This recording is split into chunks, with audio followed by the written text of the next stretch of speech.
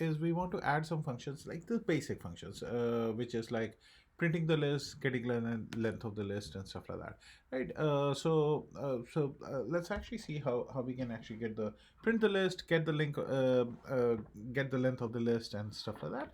We can actually look into that, right? So what we'll do is we'll actually have a linked list. Let's say we have a linked list of 5 minus 1, 4, 3 and null, right? And this is a single linked list, there's no cycle, everything is actually perfect. Okay, so what we want to do is we want to print the list.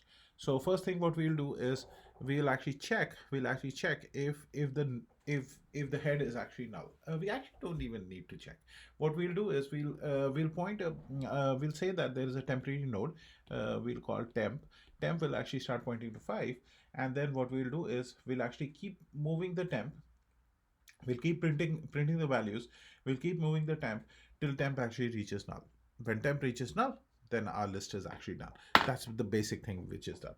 If there's no head, which means that the linked list is empty, we'll actually have nothing to do, right? So that is basically what we have to write. Pretty simple code, print list, and we'll also write the code for the finding the length of the list, and both of them are basically almost the same. So we'll say public void print list, and what we are going to do is we are going over here and we are saying that we are creating a temporary node. So we'll say temp node t temp is equal to head. So we just pointing it to the head. We'll say while temp is not equal to null. While temp is actually not equal to null, so what we are going to do is we are going to print the values, right? So then SOUT, and we'll say not print NL, we'll say printf, and what we are printing is we'll say temp dot data, plus we'll actually just have an arrow kind of a thing, so it looks like a linked list or something, right? So we keep printing this, and we'll say temp is equal to temp.next, right? So we keep moving this. The caveat is that there should be no cycle.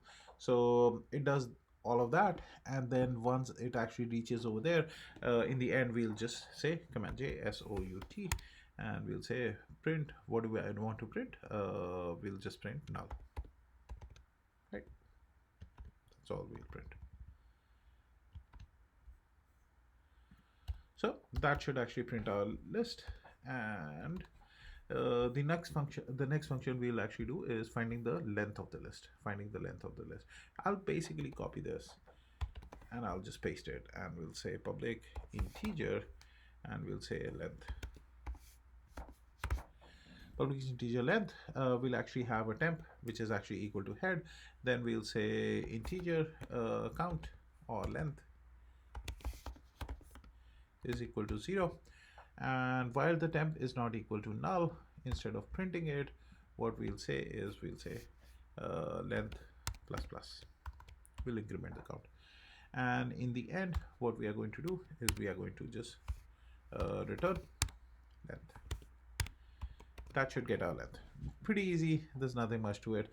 If we actually have the head and the tail, and we actually keep a variable over here whenever we are appending to the head or the tail, if we actually keep updating that should actually do it in O of 1, but this, since it is going through the entire list, it will be O of n, right? So we actually have a main. We added 5, then we added -1. Let's actually add 3 or 4 more of them. Okay, so that.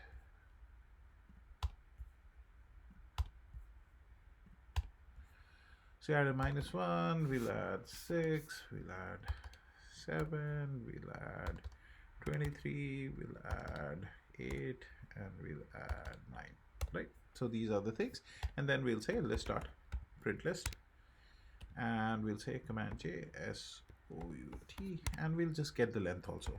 So list dot length. Okay, so we'll do all of that. Let's just run it. So we'll just run it and see what happens.